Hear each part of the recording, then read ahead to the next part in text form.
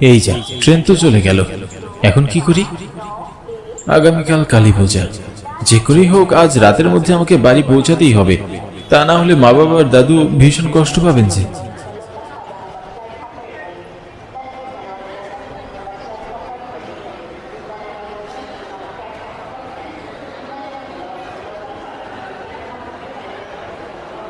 দাদা, পরের ট্রেন কটায় আসবে বলুন তো? আপনি যাবেন কোথায়? কৃষ্ণনগর যাব দাদা। রাত 8টায় কৃষ্ণনগর যাওয়ার একটা ট্রেন আছে। 8টায়? এখন তো মাত্র 7টা বাজে, আরো 1 ঘন্টা অপেক্ষা করতে হবে।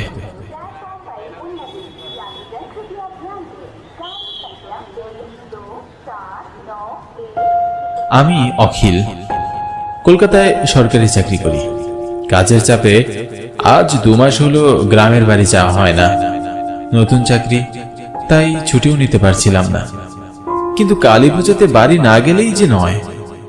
আমি না গেলে দাদু বাড়িতে কুরুক্ষেত্র বাঁধিয়ে ছাড়বেন, তাই তো অফিসের কাজ শেষ করে রওনা দিয়েছি। কিন্তু স্টেশনে পৌঁছাতে একটু দেরি হয়ে গিয়েছে। জানি না বাড়িতে ঠিক কটায় গিয়ে পৌঁছাবো। স্টেশন এক প্রকার ফাঁকা বলা যায়। আমি ছাড়া স্টেশনে আর কোনো যাত্রী ছিল না। হঠাৎ ট্রেনের পোপো শব্দে আমি উঠে দাঁড়ালাম।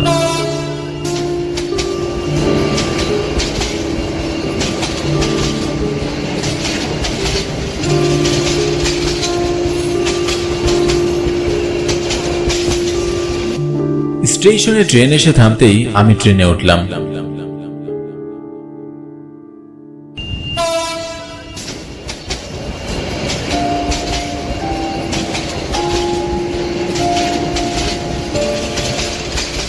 জানালার পাশে একটা সিটে হেলান দিয়ে বসলাম। সারাদিন শরীরের উপর দিয়ে অনেক ধকল গিয়েছে, তাই ক্লান্ত শরীরে আমি কখন যে ঘুমিয়ে পড়েছি বুঝতেই পারলাম না। খুব ভয়ঙ্কর একটা স্বপ্ন দেখে ভয়ে আমি চমকে উঠলাম।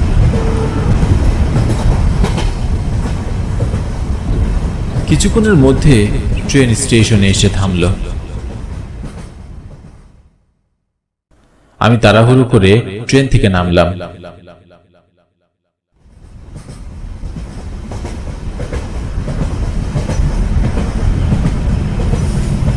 আমি ছাড়া স্টেশনে আর কেউ নামলো না। পুরো স্টেশন একেবারে ফাঁকা ছিল। আমি আশেপাশে তাকিয়ে কাউকেই দেখতে পেলাম না, এমনকি রেলওয়েতে কর্মরত কেউ ছিল না। ঘড়ির দিকে তাকিয়ে দেখলাম রাত 10টা বাজে। ভয়ে আমার বুকের ভেতর মোচড় দিয়ে উঠল। আশেপাশে কোনো রিক্সাও ছিল না, তাই পায়ে হেঁটে বাড়ি যাওয়া ছাড়া আর কোনো উপায়ও আমি দেখছি না। কিন্তু পায়ে হেঁটে যাওয়ার কথা ভাবতেই ভয়ে আমার গায়ের পশমগুলো কাটা দিয়ে উঠল। স্টেশন থেকে আমাদের বাড়ি যেতে হলে খেজুরকাঠি শ্মশান পার হয়ে যেতে হয়। সাধারণত রাতের বেলা গ্রামের মানুষজন এই পথ দিয়ে খুব একটা আসা যাওয়া করে না, তাই এই নির্জন রাস্তা দিয়ে যাওয়ার কথা ভেবে আমার খুব ভয় করছিল। আবার এই অন্ধকার রাতে স্টেশনে একা থাকারও আমার সাহস ছিল না। কি করব কিছুই বুঝে উঠতে পারছি না। হঠাৎ কারো গরম নিঃশ্বাস আমার পিঠে পড়তেই আমি চমকে উঠলাম। কে?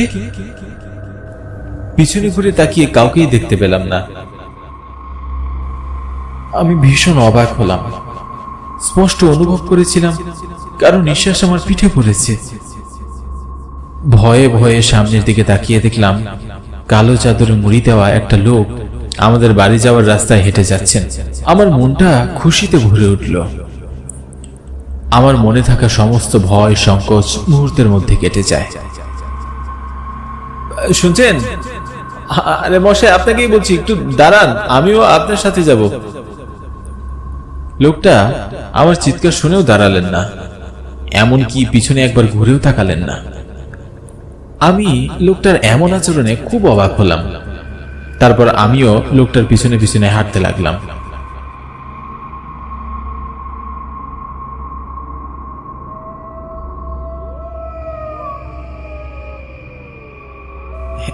এই যে শুনছেন, একটু থামুন না, আমি আপনার সাথে যাব। শুনছেন? আমি এত ডাকাডাকি করছি, কিন্তু লোকটা কিছুতেই থামছেন না। সে খুব তাড়াতাড়ি হাঁটছিল, আমি তার সাথে হেঁটে পেরে উঠছিলাম না।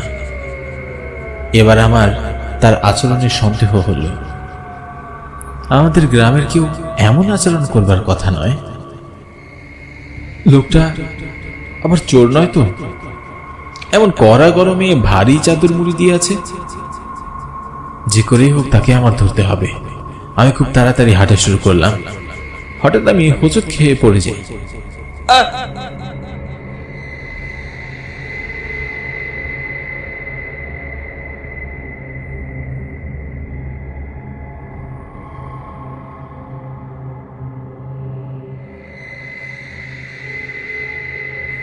সামনে তাকিয়ে আমি ভীষণ অবাক হই। লোকটাকে আমি আর দেখতে পেলাম না। মুহূর্তের মধ্যে লোকটা কোথায় যেন হারিয়ে গেল।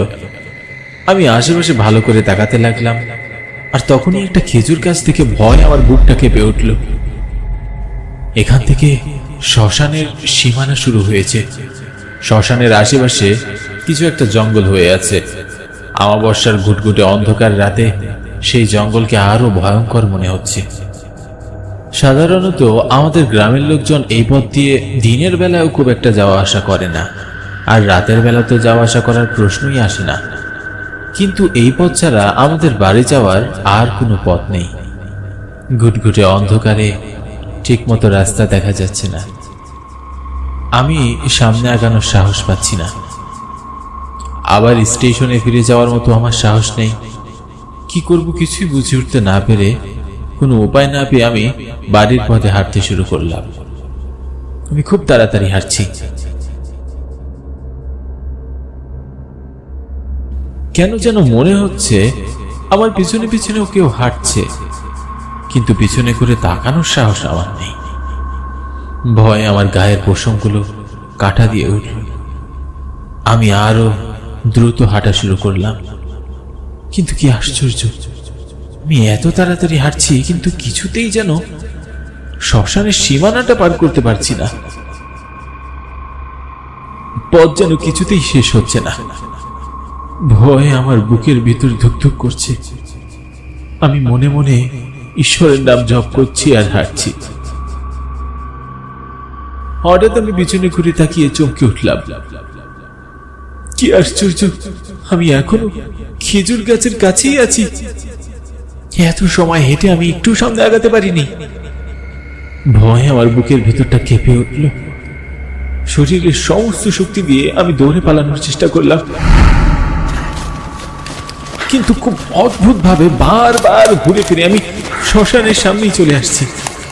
আমার বুকের ভিতরের প্রাণ পাখিটা ছটফট করছে। ভয় আমার প্রাণ যায় যায় অবস্থা। দৌড়াতে দৌড়াতে আমি হাঁপিয়ে গিয়েছি। পানির তৃষ্ণায় গলা শুকিয়ে কাঠ হয়ে গেছে।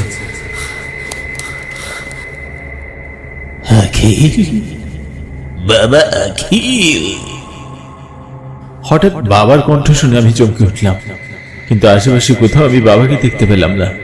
বাবা, তুমি তুমি কোথায় বাবা? তোমাকে আমি দেখতে পাচ্ছি না কেন? এই তো আমি এখানে, তোমার কাছে। আমার মনে হলো বাবা শ্মশানের ভেতর থেকে আমায় ডাকছেন, কিন্তু এত রাতে বাবা শ্মশানে কি করছেন? বাবার আবার কোনো বিপদ হলো না তো? আমার মন খুব অস্থির হয়ে আছে। আমি বেশি কিছু ভাবতে পারছি না। তাড়াহুড়ো করে আমি শ্মশানের ভেতরে এগিয়ে যাই।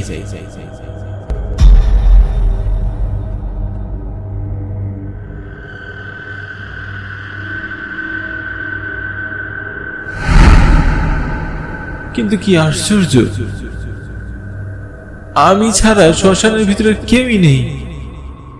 এখানে তো আমি কাউকে দেখতে পাচ্ছি না, কিন্তু আমি যে স্পষ্ট শুনেছিলাম বাবা আমায় ডাকছেন। ভয়ে ভয়ে আমার আশেপাশে তাকিয়ে দেখলাম শ্মশানের ভিতরে অনেক খুলি আর কঙ্কাল পড়ে আছে। প্রচন্ড ভয়ে আমার গা কেঁপে উঠল।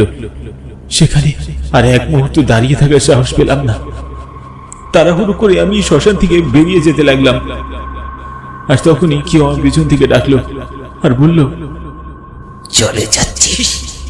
আমি পিছনে ঘুরে তাকিয়ে চমকে উঠলাম। আমি দেখলাম কালো চাদর মুড়ি দেওয়া লোকটা আমার পিছনে দাঁড়িয়ে আছে। আমি খুব অবাক হয়ে বললাম, কে কে আপনি? এই অন্ধকারে শ্মশানের ভিতরে কি করছেন? তোর জন্য অপেক্ষা করছি। আগামীকাল কালী পূজা, আর তুই আজ বাড়ি আসবি তা আমি আগে থেকেই জানি। তাই বলে আমার জন্য শ্মশানে অপেক্ষা করতে হবে কেন? বাড়িতে অপেক্ষা করলেই পারতেন। বাড়ি গেলে কি আর আমি তোকে ধরতে পারতাম?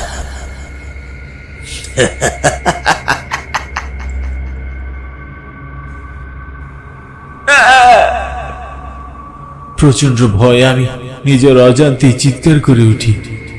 আমি দেখলাম লোকটার পরনে ধবধবে সাদা পোশাক, মুখের অর্ধেক অংশ পোড়া, এক চোখ দিয়ে গড়িয়ে রক্ত পড়ছে, মুখ দিয়ে লালা ঝরছে, হাতের নখগুলো খুব হিংস্র দেখাচ্ছে।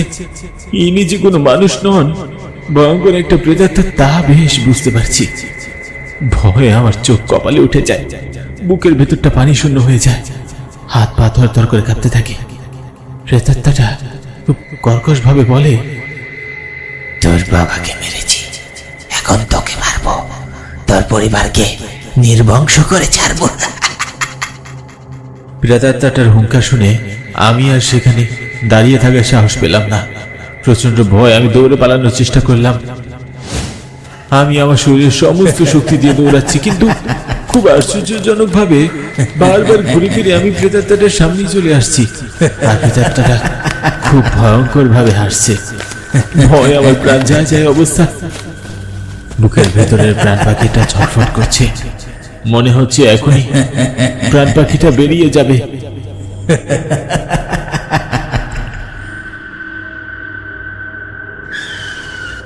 আমি আর এক পাও সামনে এগোতে পারছি না। প্রেতাত্মাটা বিশ্রী ভাবে হেসে বলল, কোথায় পালাবি? তোর পালানোর কোনো পথ নেই। আজ এই শ্মশানে আমি তোর প্রাণ নেব। কেন এমন করছো? কেন তুমি আমার প্রাণ কেড়ে নিতে চাইছো? গ্রামের সবাইকে তুমি অতিষ্ঠ করে তুলেছো। তোমার যন্ত্রণায় রাতের বেলা কেউ ঘরের বাইরে বেরোয়ার সাহস পায় না। কেন আমাদের উপর তুমি এমন অত্যাচার করছো? আমরা তোমার কি ক্ষতি করেছি? তুই আমার কোনো ক্ষতি করিসনি, কিন্তু তোর বাবা আমার অনেক ক্ষতি করেছে। তোর বাবা আমার প্রাণ কেড়ে নিয়েছে। এসব কি বলছো তুমি?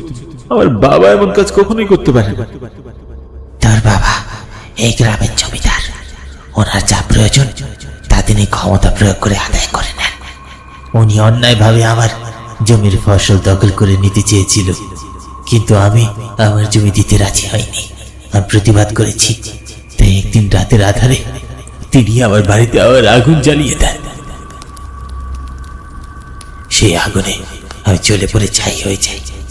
আজ আমি তোর বাবাকে হত্যা করেছি, এখন তোকে হত্যা করে তোর বংশ নির্বংশ করব।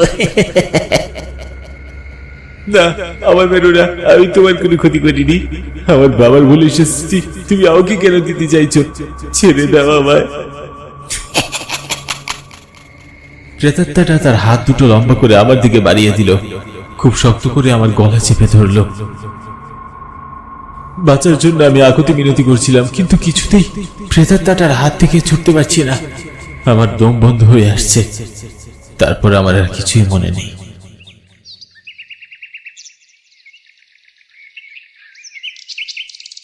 সূর্যের কড়া আলো আবার চোখে পড়তেই আমি জ্ঞান ফিরে পাই। আমি এখনো বেঁচে আছি, তা যেন আমার বিশ্বাসই হচ্ছে না। এক পা দুপা করে এগিয়ে আমি বাড়ির দিকে হেঁটে যাই। জানি না বাড়িতে এখন কি অবস্থা।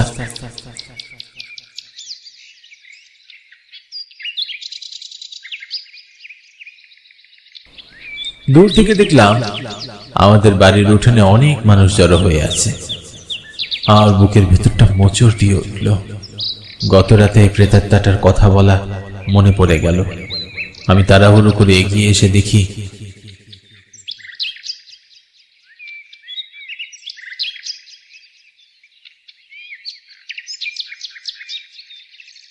উঠানে আমার বাবার নিথর দেহ পড়ে আছে। দাদু আর মা কান্নায় ভেঙে পড়েছেন। চোখের পানি আমি আর ধরে রাখতে পারছি না। বাবার শেষ কাজ সম্পূর্ণ করে দাদু আর মাকে নিয়ে আমি শহরে চলে এসেছি। আর কোনোদিন আমরা গ্রামে যাই।